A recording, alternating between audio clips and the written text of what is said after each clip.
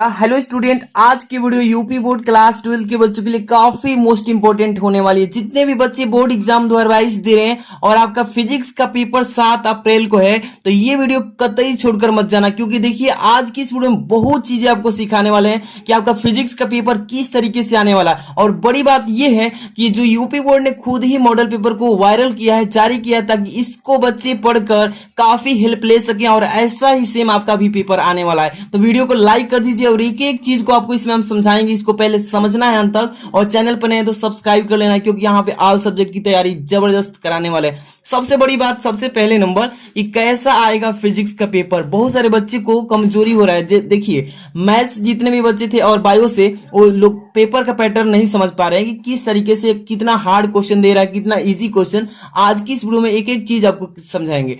सबसे पहले नंबर कि देखिए फिजिक्स का जो पेपर आएगा, कितने क्वेश्चन इसमें रहेंगे, तो 9 क्वेश्चन रहेंगे। कितने? तो 9 क्वेश्चन, जो कि ये यूपी बोर्ड ने मॉडल पेपर जारी किया है। इसको एक एक क्वेश्चन को हम इसमें एनालिसिस करेंगे और आपको अच्छे से समझा देंगे, ताकि फिजिक्स में आप लोग फोड़ कराएंगे।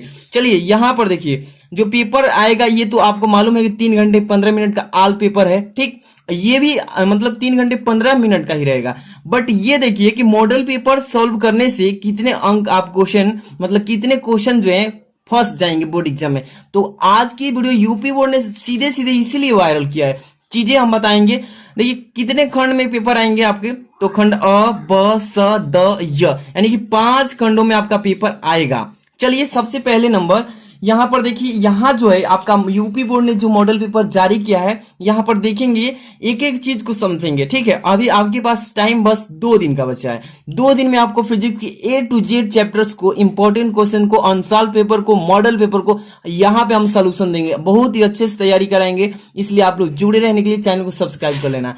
यहां पर देखिए प्रतिदर्श प्रश्न पत्र 2021-22, यानी कि इसी को बोलते हैं प्रतिदर्श पत्र को मॉडल पेपर। क्या बोलते हैं? मॉडल पेपर बोलते हैं। कक्षा 12, और यहां पे लिखा है भौतिक विज्ञान, यानी केवल प्रश्न पत्र। यहां पे देख सकते हैं पूर्णांक आपका, यानी कि 70 मार्क्स का आएगा। यानी फिजिक्स का पेपर 70 मार्क्स का रहेगा, लिखित पेपर। और यहां पे आपको प्रैक्टिकल में 30 नंबर दिए जाएंगे अलग से। यहां पर देखिए समय 3 घंटा, सेम ऐसा ही पेपर आएगा। तो आपको तैयारी करने से पहले समझना होगा पैटर्न। यहां पर देखिए निर्देश सभी प्रश्न करने के लिए बोला है। एक बड़ी गलती तो आप ये करते हैं कि निर्देश ही नहीं पढ़ते हैं और सीधे आप लोग क्वेश्चन लगाना शुरू कर देते हैं। तो ऐसी गलती नहीं करना है कि कौन से पहले निर्देश पढ़ेंगे, तभी तो मालूम चलेगा कि कौन से क्वेश्चन कितने नंबर का है, कितने खंड में दिया है। अगर आप बड़ा वाला क्वेश्चन कोई एग्जाम में छोड़कर आ जाएंगे, तो आपका नंबर ही सीधे सीधे कट जाएगा। इसलिए निर्देश को पढ़ना बहुत जरूरी है।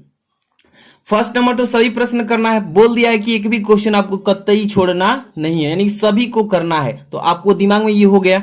दूसरे नंबर, इस प्रश्न पत्र में 5 खंड दिए गए हैं। कितने? 5। पहला अ, दूसरा ब, तीसरा स, और चौथा द, और लास्ट है 5वां य, यानी कि 5 खंड में आएंगे। और कैसा कैसा क्वेश्चन आएगा इसी में मालूम चलेगा। सेकेंड नंबर के बाद थर्ड नंबर, खंड अ बहुविकल्पी रहेगा। जो पहला खंड रहेगा ये वाला, बहुविकल्पी में 6 बहुविकल्पी आएंगे, ठीक है।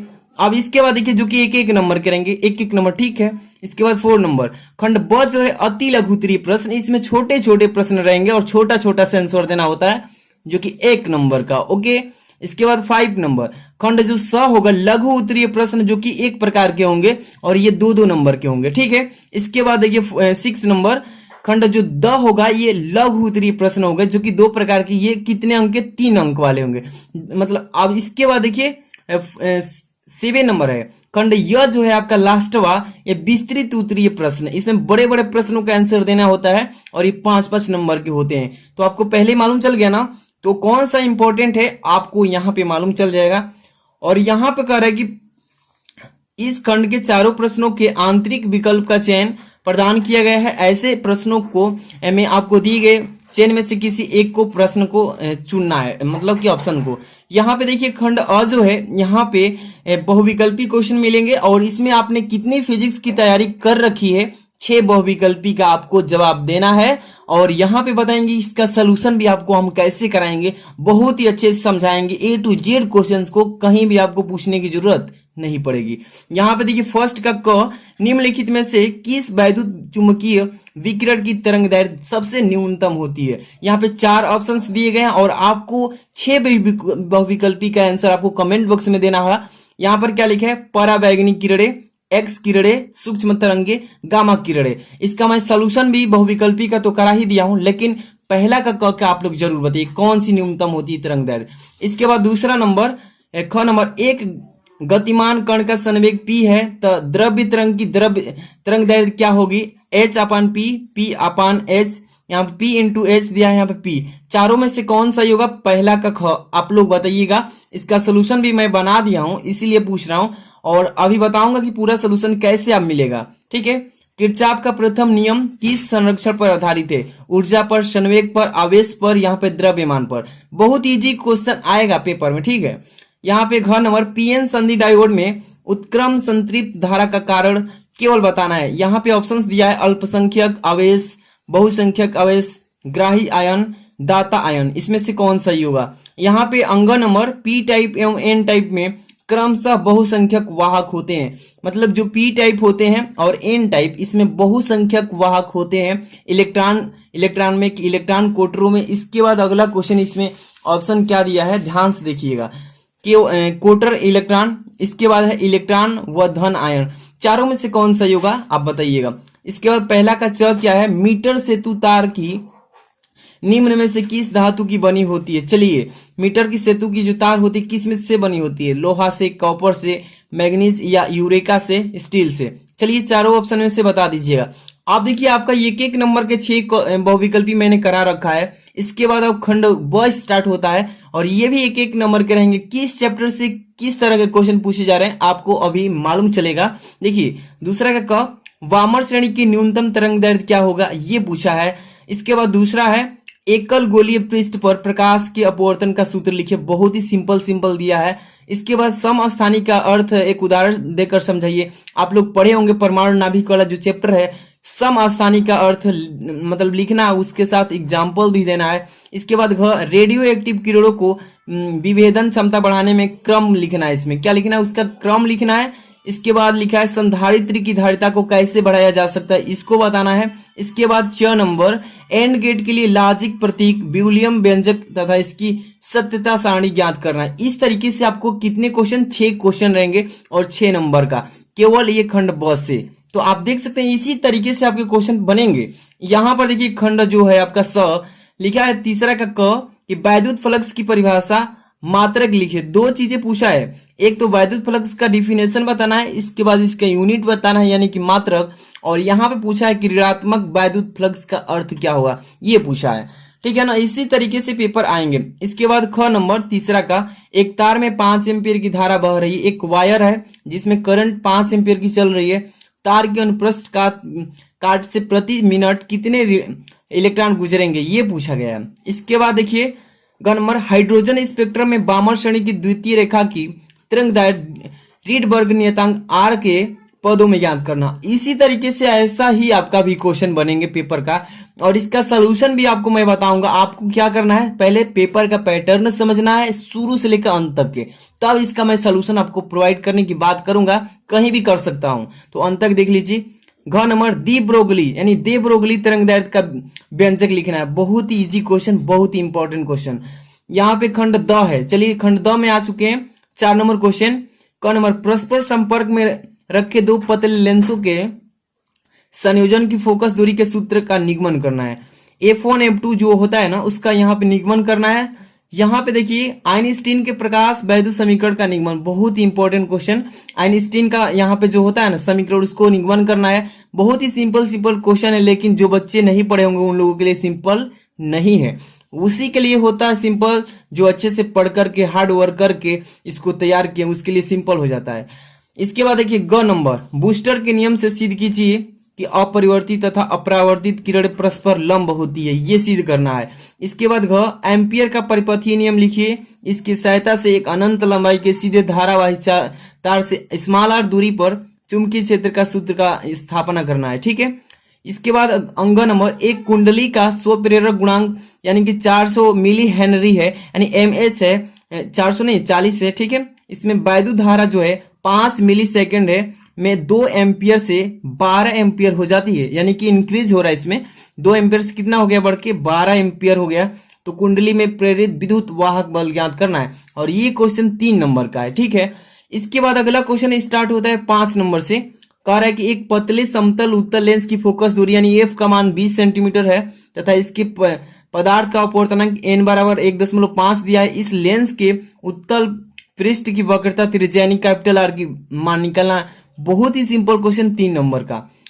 ख नंबर देखिए, किसी छोटी दूरबीन के अभिदृश्यक की फोकस दूरी दे रखा है, ये तो आप पढ़े होंगे न्यूमेरिकल, और तथा नेत्रिका की फोकस दूरी 6 सेंटीमीटर। दूरबीन आवर्धन कितना होगा और कह रहा है कि अभिदृश्यक तथा नेत्रिका के बीच का दूरी क्या होगी। बहुत ही सिंपल क्वेश्चन दिया है यहाँ पे। देखिए इसके बाद ग नंबर 5 का ग पे आ चुके हैं। एलईडी का क्या है, एलईडी क्या है, इसका फुल फॉर्म लिख देना है और परिपथ बनाकर इसे VI अभिलक्षणिक को प्रदर्शित करा देना है। बहुत ही सिंपल क्वेश्चन 3 नंबर वाले हैं। इसके बाद घ नंबर, किरचॉफ के नियमों को परिपथ चित्र बनाकर समझाइए। ठीक है, तो ये रहा आपके इतने क्वेश्चंस। अभी तो यहाँ पे अथवा में भी अवेलेबल कर रखा है।